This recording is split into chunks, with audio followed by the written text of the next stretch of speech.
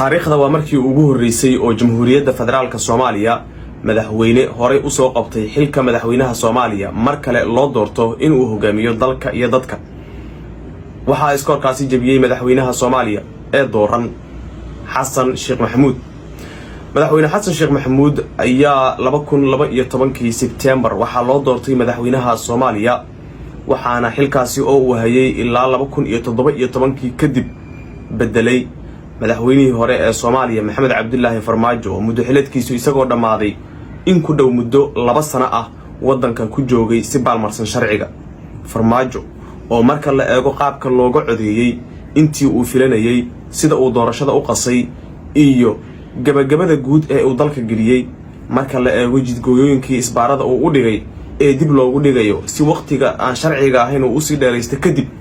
waxay xildhibaanadu cadeeyeen inaan Farmaajo dalka looga baahnayn isla markaasna loo baahan yahay waji kale iyo madax kale oo dalkan hogaamisa. sida daraadeed xildhibaanada baarlamaanka Soomaaliya oo ku shirsanaa halka loo yaqaano teendhada Afisoni ayaa ugu dambeyn doortay madaxweynihii hore ee Soomaaliya Xasan Sheekh Maxamuud oo ay u doorteen madaxweynaha 4 sano ee soo socota. Xasan Sheekh Maxamuud waxyaabaha horyaala waxaa kamid ah inuu dhameystiro dastuurka qabyada ah ee markasta qoorta isku geliya ra'iisul wasaaraha madaxweynaha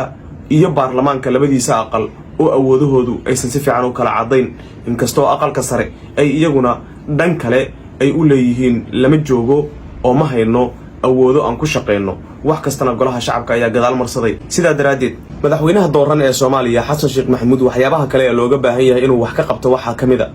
amniga oo dadka Soomaaliyeed tan iyo markii uu 2017 xilka uu wareejiyay aan la dagaalamin kooxda wadanka ka dagaalanta isla markaasna magaalooyin iyo gobollo badan ay qabsadeen intii Farmaajo uu joogay.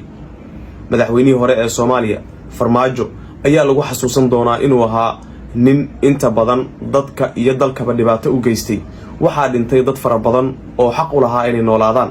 waxaa sidoo kale cadaalad waayay dad fara badan oo shaarka dawladda lagu dulmiyay. isla Xasan Sheekh Maxamuud haddii aan u soo laabano oo ah madaxweyne dib loo doortay sidoo kalena hantaatuurooyin fara badan oo dalkan iyo dadkan ay soo mareen og. waxyaabaha kale ee looga baahan yahay inuu wax ka qabto waxaa kamid ah dib u heshiisiinta oo magaca inta laga bedelo dhab u heshiisiin loo bixiyo maadaama dalka iyo dadkaba la isku diray isla markaasna madaxa la isku geliyay sanadihii uu Farmaajo wadankan hogaaminayay. waxaa kala fogaaday dadka Soomaaliyeed iyadoo qabaa'il la isku diriray nacaybka siyaasadeed ee la isku qaadayna ay gaartay halkii ugu sareysay. sida daraadeed madaxweynaha Soomaaliya Xasan Sheekh Maxamuud ee dooran 2012 markii xilka loo doortay wuxuu 2017 xilka u wareejiyay si xaraga leh laakiin Farmaajo in heerkan la soo gaaro oo maanta doorasho lagu guuleysto waxa ay timid kadib markii ra'iisul wasaaraha xukuumadda Maxamed Xuseen Roble uu sameeyay dadaal fara badan oo uu ku doonayay in doorasho dalkan looga qabto iyadoo dadaalkiisana dhowr isbaaro loo dhigtay oo filla Soomaaliya iyo Farmaajo ay ugu horeeyeen. guusha madaxweynaha Soomaaliya Xasan Sheekh Maxamuud ee dooran ayaa guud ahaan dalka Soomaaliya looga dabaaldegaya